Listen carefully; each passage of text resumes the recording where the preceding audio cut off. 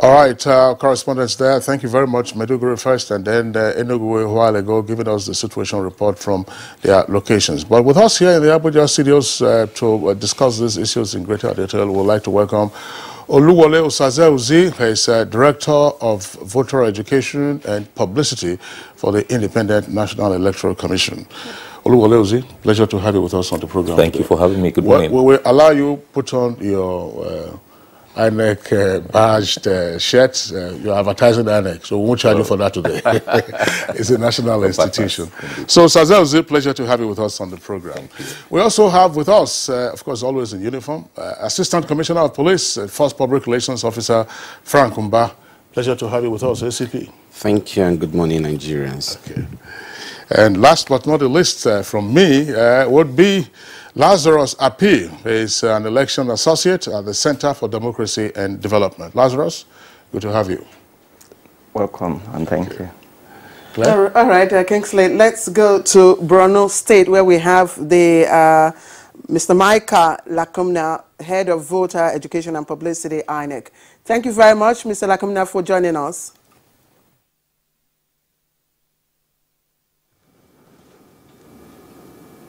And we turn to Enugu, where Emeka Onanamadu has also joined us. He is the INEC rec. Thank you, Mr. Onanamadu, for finding time to be here. Thank you for having me. All right, Kingsley. All right, well, let's begin with INEC. Osaze, elections are tomorrow. Correct. Already away. Well, I'm happy that you have my commissioner and my colleague out there in the field. From the headquarters, we really don't conduct the elections. Elections are conducted in the states and in the field. And from all the reports that we've had so far, I think we're quite set for the election. Recall that you made reference to it earlier, that we issued a timetable and schedule of activities in January of 2017.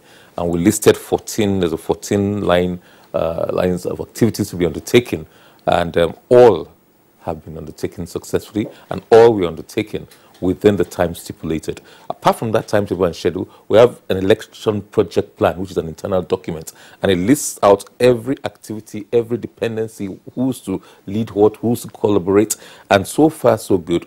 Everything has gone almost in accordance with how it was planned. So the implementation, I think, is a very, very good plan. And so far, we're impressed with the level of implementation that we've put in place.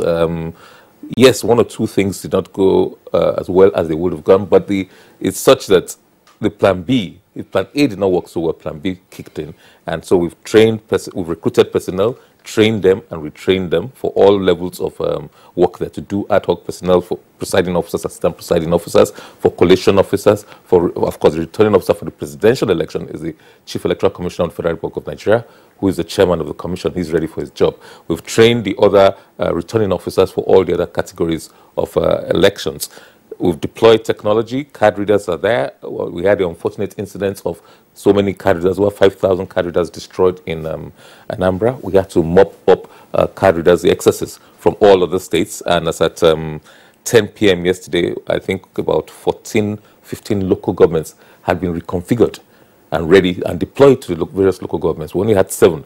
I have not been in touch this morning, but I expect that by now all the card readers for Anambra, which was the last state because of the destruction of their card readers, are ready. In terms of logistics, you covered the signing of the MOU with the National Union of Road Transport Workers and NATO, and that has been replicated, domesticated in the states.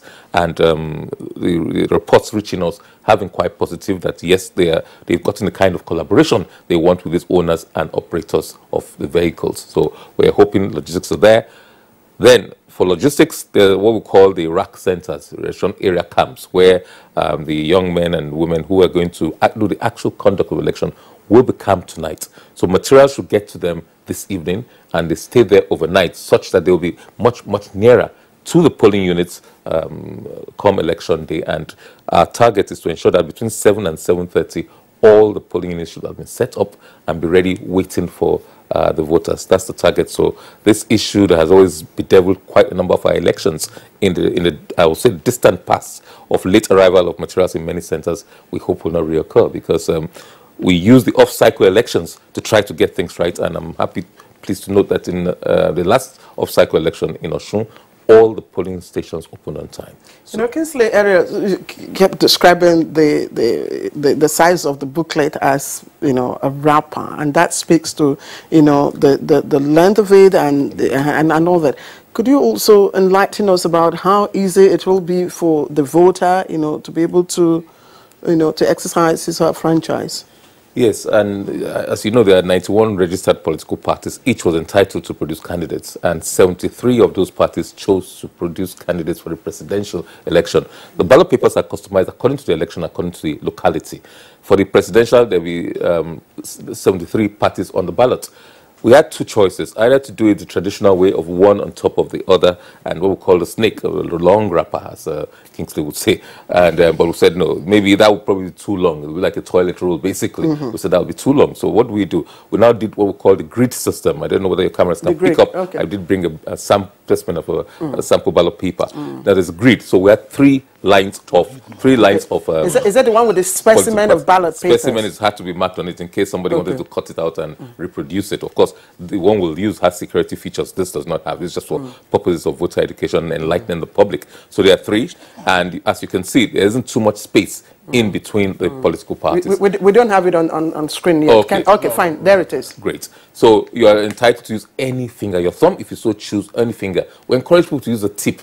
The essence is that it should not cross over from one party to the other. If you put your finger and it crosses over, your ballot is invalid, regrettably, because we cannot be sure what was your choice. Even if it's more on one side, but it crosses over to the other side, we're not sure of your choice. So we encourage Nigerians to use the tip of their finger, any finger they choose. So we encourage the pinky finger, the smallest finger. That's the smallest finger. So, but if your thumb is not so big, you can choose to use that. But if you use the very tip of it and just go like that, or this, or that, it'll be okay for us, as long as your choice is clear and does not go over to another one. This was the best we could do under the circumstances. So 73 parties are listed on there as those who sponsored candidates for the election. Yeah, well, still focusing on the specimen ballot paper that we have there on the screen. We're describing this now as a grid system. Yes. But this is for the presidential election. In terms of numbers, yes, 73 parties are fielding candidates. Correct. Is it for both the presidential and the National Assembly elections? No. Okay. That's why in this specimen we actually marked it for presidential election. Okay. In each constituency, each senatorial district, they vary. Some might have as few as 3, 4, others might have 20. But I'm not aware of any senatorial district or federal constituency where there are as many as 73. I think interest was highest in the presidential. Ironically, I don't know why that is so, but that's how we found it. It's the parties that indicated their choices, that these are the number of people who want to. There are some parties that only fielded 2, 3 candidates for specific targeted elections. That did not field presidential candidates. They felt we're not ripe for it yet. We're going to build from bottoms up. There are some that fielded presidential candidates and not field too many other candidates. That's their choice. But I tell parties to be conscious of the amendment, the 4th alteration to the Constitution, which gives the Commission power to delist parties if they don't score a certain threshold of votes or win seats. You know the way we are, I mean, we being Nigerians, would it be proper, given the size of, the space size where you thumbprint, yes, would it be proper to say, because if you look at the thumb, it's quite big. I mean, I haven't seen anybody with a very smaller, thumb. So would it be proper to say, look, the thumb might be, bigger than the space. So use your index, because the index seems to fit the size, the space. Yes, we have said it. You can use any finger. You can only use your pinky finger, which is the smallest finger. Something went around a couple of days ago on social media that INEC surreptitiously has banned the use of thumb. But ironically, these posters were printed a few weeks ago, and the demonstration of a correct way to thumb, I can use the thumb. But you can use, it's best to use the tip of any of your fingers just to ensure that it doesn't cross over. Yeah, crossing over, invalidity, I'm sure but you're familiar with this, and the other guests will also speak to this. When when a ballot paper is being deemed invalid, sometimes when is it crossover? You can see, I don't know whether, I'm sure the parties would have also raised issues with this. Yes. Is it when there's no demonstration of that? Is it when it crosses the line immediately below it, or it's smudged to the right, or when is it invalid? At the point you have made, Osaze, is clear that look, all you need is use any of your fingers. If your thumbs are excessively sized, you look for the smallest and just put it there and then tip it. That's all. Just the mark. But when is it invalid? For instance, you see the specimen there. If it crosses, is it when it crosses the box or what? Well, each political party has a symbol and its acronym on the ballot. If you put it on that, fine. But it's a box specifically. If it crosses between the box and the acronym, that's not a problem because it's on the same line and we know the party you're voting for. But if it crosses from top to bottom or bottom to top, if there are other parties below or above it, if it crosses over significantly, it becomes indeterminate. It becomes indeterminate. And usually, the process after voting, there's sorting and counting. And the sorting means you separate them and then you show the presiding officer shows the party agents.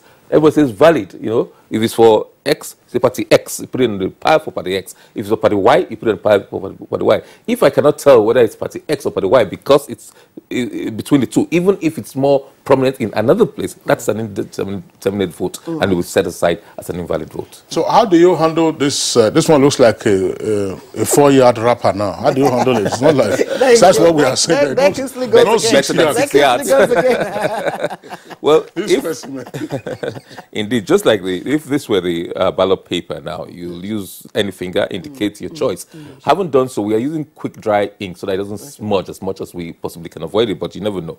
Then you fold it inwards on the printed side where you have indicated, you now fold it inwards. The presiding officer, in handing over the ballot to you before you cast it, will show you how in any case, but you fold it inwards, facing the thing. But when you fold inwards, you see that it's the back of this that is touching the side. So you fold it inwards, the same side of it, you fold it that way.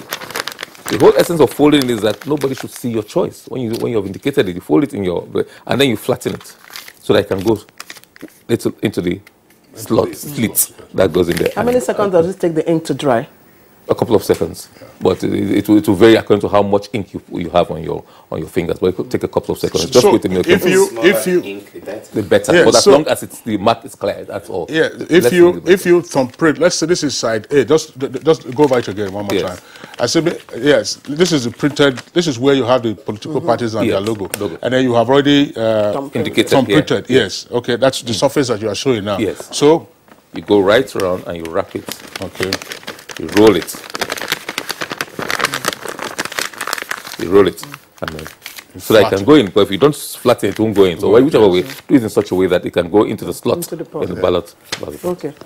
I still like to take you on the issue of logistics because that was the crux of the editorials on one of the papers today. And the concern was that, okay, in the past, you've always had this arrangement with, other, stakeholders in terms of vehicles and all that. Yeah. And we've also always had the issue of late arrival of materials and all that. Now you have, how many? 71 parties?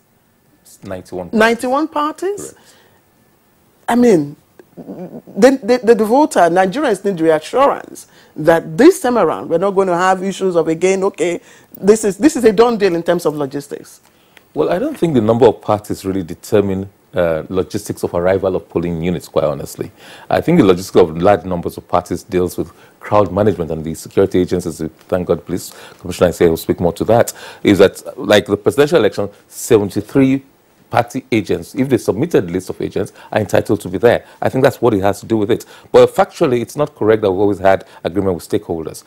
In the past, we've tried several methods. Part of it is to go to discuss with the owners or the operators of the directly. That had its own challenges. So we thought now maybe it's better to have it with the unions, with the owners, as represented by their associations. So not only do we have their guarantee, we have their protection, their cover, they have a possibility of sanctioning their people if they don't live up to their obligations. So we sign an MOU. They will now sign a binding contract with the unions and the owners. I will now sign a binding contract with the individuals. But we're not interested in taking anybody to court because it's not a commercial thing. It's a service that we're performing, but you are rewarded for your service. And you'll help us in the logistics delivery of that service. So it's not the financial bit that bothers us, but the fact that we can hold you bound to, in terms of that. And we have the guarantee of a larger body of your association, of your union, who you paid dues to, who is protective of you, who protects your interests, but also can sanction you when you depart from the laid down procedures. All right. Sazelzi, thank you. Let's keep you on pause in the meantime.